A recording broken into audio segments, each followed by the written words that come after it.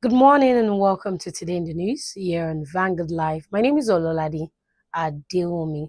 I flip into all our newspapers for today, starting with Vanguard as usual.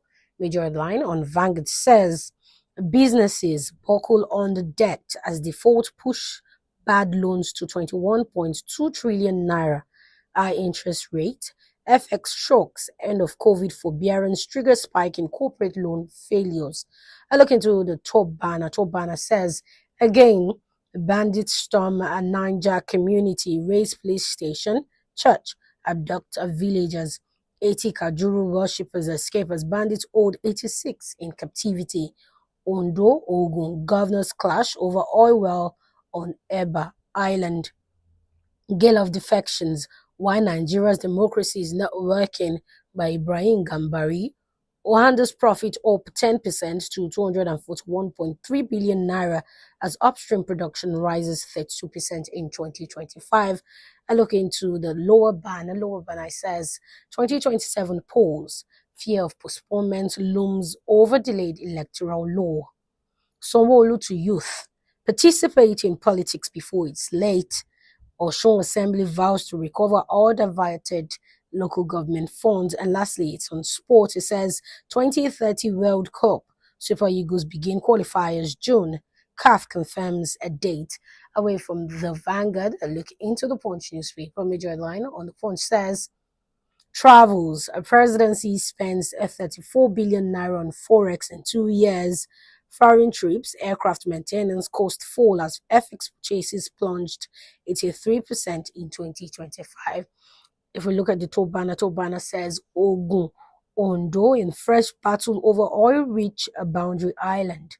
Health workers strike grounds hospitals. Defense headquarters faces heat as military personnel bypass airport checks. Cool. I was marked for arrest assassination, says defense minister. Look at the lower banner. Lower banner says Oshu Assembly APC chairman clash over local government funds. Makoko demolitions, Lagos Assembly to meet community leaders Tuesday. And lastly, Ondo records 3.2 trillion naira revenue amid oil production surge. Away from that, a look into the Nation newspaper. Major headline on the Nation says, General Musa Auku attempt was foiled at planning stage. Top banner says, I will produce my successor in Oyo State, Makinde boast. ISWAP second in command killed in massive attack. Why Labour Party won't go into coalition by Oti. And lastly, how government policies reshape forex transactions. Away from that, a look into the Guardian newspaper. Major headline on the Guardian says, Nigerians turn to survival businesses as formal jobs dry up. Top banner says House defends delay in passage of Electoral Act Amendment Bill. Tinubu's reforms save 27 states from collapse, says Minister. Obi faults Tinubu on multiple foreign trips, 2027 agenda. Reactivate standby first against Sahel threats, Tinubu tells ECOWAS. 2027, Atiku holds talks with ADP leaders amid Obi-Kwa Council Alliance rumor. Terrorists raise charge police station in Niger. Osun Assembly vows to recover diverted local government funds. Anxiety as Soludo reopens Onisha market. And lastly, on the Guardian newspaper, it says investors, farmers lament as our Greek sector loses 5 trillion naira in 2 years. That's what we have on the front pages of the newspapers this morning.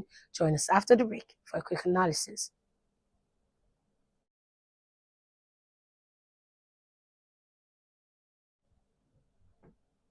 Welcome back. If you're just joining me, this is Today in the News here on Vanguard Live. My name is Ololade Adeomi.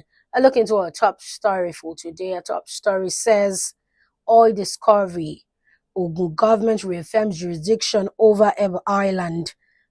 The Ogun state government has reaffirmed its territorial jurisdiction over Eba Island in Ogun waterside local government area, dismissing claims from some quarters in Ondo state as misleading and capable of triggering avoidable communal tension. The clarification follows a public debate as a motion sponsored by Honorable Donald Ojogo representing Ilaje Federal Constituency in Ondo State, after